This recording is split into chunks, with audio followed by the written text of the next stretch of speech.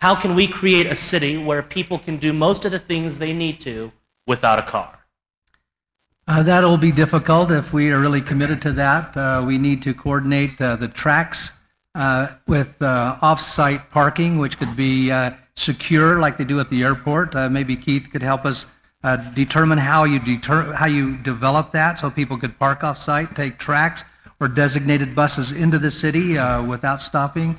A lot of things can be done which is associated with the safer bikeways, and many cities have done that. We were in China 24 years ago. There were 1 billion bikes everywhere. Now they have very few bikes and too many cars and lots of pollution.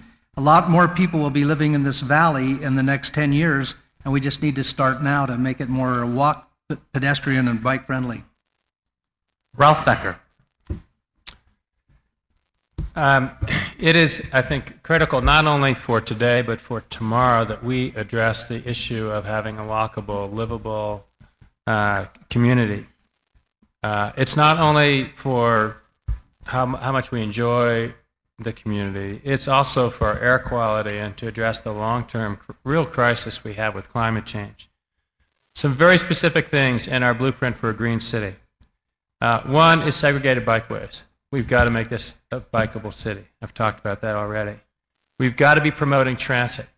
And it's incredible what's happened in the last 10 years in this valley and in this area with transit. But we've got to continue to move that forward with the light rail line to the airport, which is happening, the trolley system or some other rail system into Sugar House. We've got to have the backbone of the system, which is a bus system, which we almost had diminished significantly. We should be bolstering that bus system so transit is convenient and accessible. We also need to have community centers. We've got 15th and 15th and 9th and 9th. Those are examples of the kind of community centers that we need so that within walking distance or easy distance for people, they can get the services that they want and need. That is a change in land use. That is a matter of promoting and helping our local businesses. It creates the kind of character we want. It reduces vehicular traffic. That's being done to a certain extent now with health clinics in schools on the west side. That's a great example of the kinds of things we can do to help take our schools, take our businesses, create the kinds of neighborhood businesses that make our community walkable and bikeable and transit friendly and reduce the amount of vehicles and also reduce ultimately the amount of pollution. Jenny Wilson. I believe the day I was most proud as an elected official was the day that there was a decision reached in this valley to build 4 light rail lines with the sales tax funding that citizens supported. And there was a real debate at the legislature about whether or not we would be building roads or rail with those funds. And we were able to prevail with very good mayors involved and community leaders, county council members, others that demanded that we build rail with that funding. And we had the safety net of the community behind us who had asked for that and felt that that's what they voted on when they agreed to the sales tax increase. So I'm thrilled about that. We need to do more. We can't stop. We are not at the stage in this community that we can live without a car. I would love to have Salt Lake City in 10 years to be a city where we can go from a 2-car family to a 1-car family. And even better, maybe do without the car and rent on the weekends if we want to take that trip to the mountains or camping or where have you. So that is a priority to me, is to continue the negotiations to find federal funding. My experience at the federal level, having worked for Congressman Bill Orton as his chief of staff, working for a very innovative congressman from Oregon. I was writing press releases when I was first working on Capitol Hill about building light rail, and that was, I think, almost 10 years before we did it in this valley. We fought for it at the federal level, Bill Orton, myself, and others on our staff, against a lot of local opposition. We need better bus routes to add to the tracks development. 2 things that on mass transit that I believe the mayor should be paying attention to, and I hope that he is right now. One is that we have some struggles right now with the airport director on whether or not she will embrace the airport line, and I hope that Keith is involved in that conversation and helping move that forward. That is a great concern to me, given the funding is in place. We can't slow that down. We need to get that going.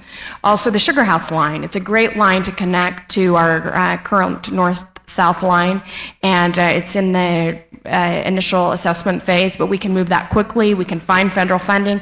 I fought on what's called the Council of Governments as a council member along with mayors to make sure that the Sugar House line was on our plan. Without it being on our plan regionally, we would not have been able to go get federal funding, and I fought for that.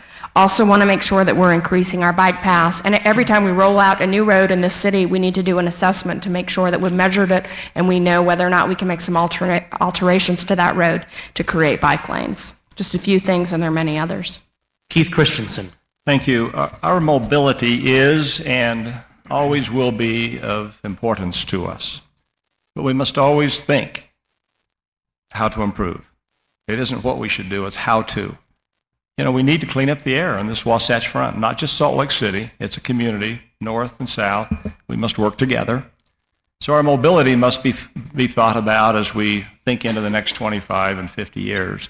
There are a lot of things that we ought to be thinking about. We can do little things, but we really need to be focusing on these things. And when you do something, think about why you do it. One of the things that I think that we ought to be doing is giving free passes to all of the kids that are in high school or younger. You know, why shouldn't we teach our youth to participate in transit? If we become used to it, and because I think we're kind of creatures of habit all too often, so that we should do. In my businesses, we do specials on occasion. Why do I offer specials to people? To get you used to coming to my business. Have you ever gone to a store because they offered a special, liked it, and went back? Well, why doesn't UTA offer specials on Red Burn days? If we're told to reduce traffic, reduce driving, don't burn, do all these kinds of things, why don't we encourage UTA to offer specials? Free rides or discounted, severely discounted rides. And my thought here is to get people that don't use the system used to using it. And I think that all too often our bus routes, I don't know who makes these things up, but they must be convenient. And instead of canceling a bus to the International Center that only has 4.5 people on an average rider on an average day, don't cancel a bus. Take the 80-person bus off the bus route and right-size the system. In my business, if I'm going to deliver a 20-pound package, I don't send an 18-wheel vehicle to do it. Why? Because I'll go broke. And UTA can't afford to run a bus with 4 people on an average. Let's right-size the system. And doing so will have less impact on the environment.